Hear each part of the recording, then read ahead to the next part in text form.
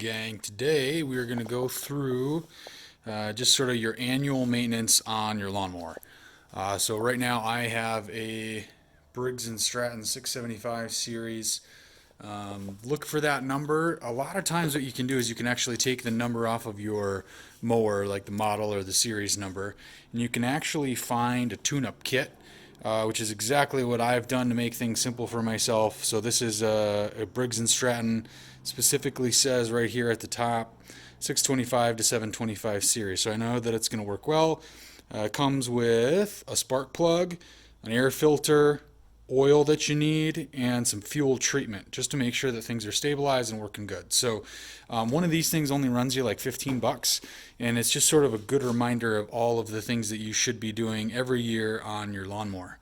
So all I'm going to do is sort of walk through this pack, show you how to change all of those things on your mower, and you'll be good to go for another year.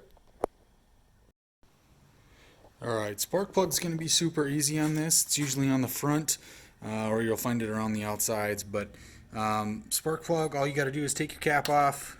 Okay, I'm taking a deep socket so that it's easier for me to get at this thing. In most cases, a lot of these things are actually accessible with a wrench, so if you need to use a wrench on this, if you don't have a set of deep sockets, that's fine. The main thing on this is that when you're putting the new one on, you just want to make sure that you're not over tightening it. Usually what happens is you just give it one twist, it'll loosen up, and then you can take out your old spark plug. I'll set that over here, and from my kit again, grab our new spark plug. Same thing, all I'm going to do, put that in. I'm going to hand tighten to start off. Okay. Again, the main thing here is we don't want to over tighten this. This back part is ceramic, and there's other things going on here. You don't want to crack that up. So give it a little twist on my wrench just to make sure it's nice and tight, and that's it. So now my spark plug is back in, cap goes back on. Alright, next thing we're going to do is replace the air filter. So if we go around the side here after doing the plug, your air filter is usually going to be covered up by some sort of a guard, and all we got to do, I'm taking a flathead screwdriver, loosen that guy up. Everything's a little bit slower with one hand, so we're going to do our best here.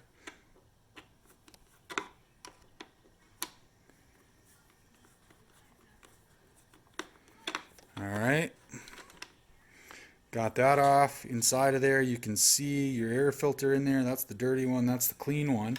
So all we're going to do is pop that out. Notice how it goes in, right? So this air filter is actually incredibly dirty. I have not replaced this air filter in years, actually, and you can see how terrible that is for the engine. This one honestly is completely brutal. Again, I don't think I've replaced this air filter in years. Last year I tipped this over, and I tipped it the wrong way, which we'll talk about when I change the oil. But I ended up getting oil on this side because I tipped the mower over. And so I got oil in it, and now it's been running terrible. So I finally decided I was going to run this kit. But if you're doing this, you should be doing this, every year. They say every year. You could do it every two. These things still just run like champs, but this is a terrible, terrible filter. So I'm going to replace it with a nice clean one. You can wipe out any sort of debris that you have in here. So I'm going to grab just a rag, make sure that I don't have any extra little bits and stuff in here that I'm worried about. And then what I'll do is I'll put the new filter in. Again, make sure that the fins sort of go down. Pops in there super easy. Close it up. Screw it back on, and we'll be good to go with the air filter.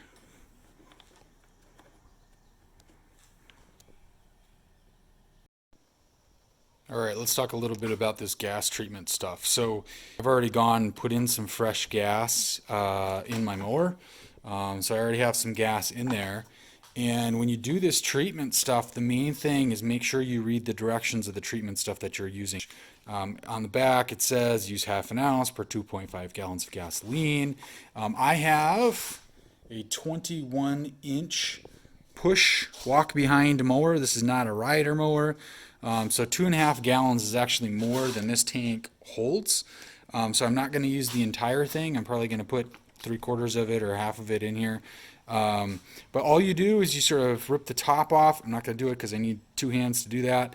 Rip the top off and you can dump it straight into your gas tank. Again, you want to make sure that you actually have gas in there, and it'll mix in with that gas good.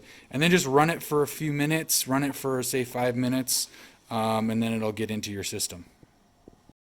All right guys, so now we're going to do the oil. And on these things, a lot of them now, especially these walk behind just pushes, what's going to end up happening is we're actually going to take out the dipstick and you're going to tip the mower over and pour the oil out of the same hole that you put the oil into.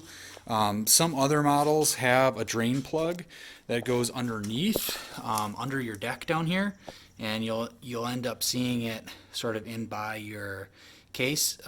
But in this one, it's easy enough just to tip the thing over and dump the oil right out of the spot where you're dumping it into. So when you do that, again, just make sure that when you're dumping it on the oil side, right? So if your dipstick is over on this side, tip it that way so that it's pouring out this side. What you don't want to do is tip it this way. Again, I talked to you a little bit. What that's going to do is it's going to bring all the oil to this side of the engine. And you're going to have settling on this side. It's not all going to pour out.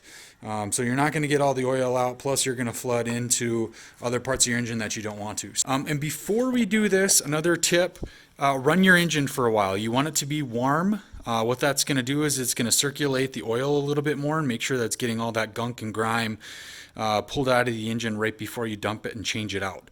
So make sure it's warm, run it for, just sit it in the driveway or whatever and run it for maybe 4 or 5 minutes, let it warm up, and then come back, and right before you go through and dump your oil, just make sure you take the cap off of your spark plug, just so that you're not getting any spark there. It's not going to start up or have any issues while you're actually working on it. And then come out, take this out, tip the thing over. I'll show you how to do that, and yeah, we'll go from there. All right, gang, so here I've got the mower. It's been running. I ran it for about 4 or 5 minutes just to get it all warmed up. Now I'm going to show you how to get the actual oil out and how to tip it over. I am just using a little paint tray in order to catch this oil. Dump it into a jug. Make sure you recycle it. You can't dump this, in your yard or down the drain. Oil is bad news once it starts mixing with water, so you need to make sure you're catching all of it. I throw another piece of cardboard down just in case I'm not getting oil spills in the garage. But then basically once you get all this oil out, you can, like I said, throw it into a milk jug or something like that, bring it into any oil change place. A lot of hardware stores will recycle that oil for you just so that you can get rid of it. So anyways, warmed it all up. Again, make sure that the gas or the oil side is over here where I'm going to tip it. The gas side is going to be over here. Now if you need to, sometimes if your gas tank is really full, what you can do is actually take a little piece of plastic, something like a piece of plastic wrap or a Ziploc bag. You take your gas cap off, put your piece of plastic down, and then screw your gas cap back on over top of it, and that will help prevent any more gas from spilling out. Just kind of adds another layer of protection. In my case, I know that my gas tank isn't completely full. I'm not super worried about it.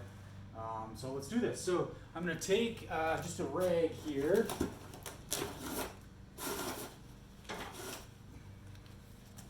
Make sure you have a clean rag on hand. I'm going to take our dipstick, clean that off.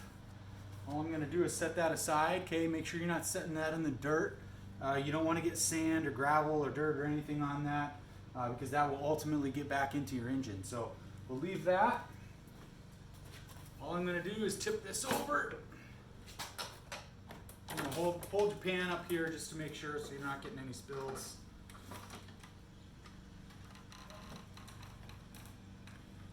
And that's it. We're just going to let that drain. Now, you could probably let that sit.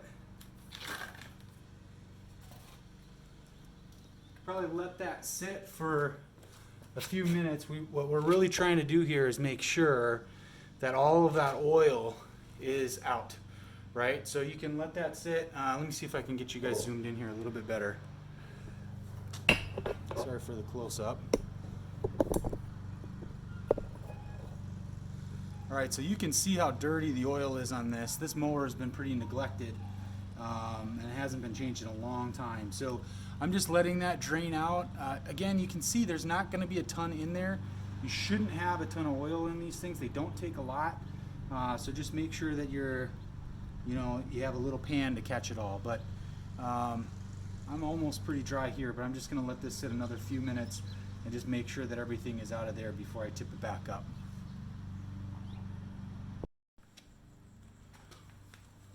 All right, so I got the dirty oil out. Now I'm going to show you a couple things here. So first and foremost, take your clean rag, wipe this off, kind of wipe the lip off of that mower.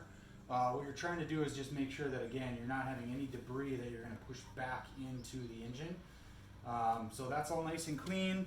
Dipstick is clean. Okay, we wipe that off again. Now, take a funnel. If you don't have a funnel, take a clean piece of paper and you can kind of roll it into a funnel. Okay, so just, you get the idea.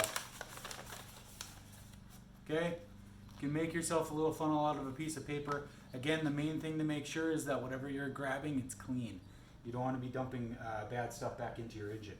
All right, so I'm going to use my funnel. I have that, but again, if you need just a piece of paper, if you don't have a funnel on hand, that's an easy use. I'm going to throw this in here. Now remember, on this, let me see if I can zoom in for you guys here on what we're looking at. Let's see if you're going to be able to see that. Probably not. Let me see. Maybe. I don't know. In here, there are going to be 2 arrows. And on those 2 arrows, that's where you want to make sure that you're filled to, okay? So when you're adding this oil, you may or may not actually be using this whole thing, okay? So it really depends on the size of your mower. Again, it's not about you just sort of dumping this whole thing in and expecting it to be perfect. Always check those lines and make sure that you are not overfilling. If you do end up overfilling, what's going to end up happening on this is your engine will start to burn oil. That oil is going to get into other areas that you don't want it to be. It's going to get into your air filter, and you're going to start seeing smoke when you're actually driving this thing. So the main thing again is to not just rely on how big the container is. You should be double checking that, filling it, look at your lines, and go back and forth a few times. Also, it's a good idea when you dump that oil in to just let it settle for a little while before you take your reading. Sometimes you'll have oil that is caked sort of on the sides of the tube while it's sliding down into the engine, and you want to make sure that you're giving it an opportunity to settle. So again, double check those lines, really make sure that you're watching it so that you're not underfilling or overfilling. Both bad situations for your mower. The oil that I'm using, so 30W, this is stuff that is going to work for your small engines, 4 cycles like this mower. The main thing again that you want to make sure that you're doing on this, do not overfill. Make sure you get the right kind for your mower. So double check your instructions or just do a quick Google search. So start pouring some oil in. Let that settle down a little bit.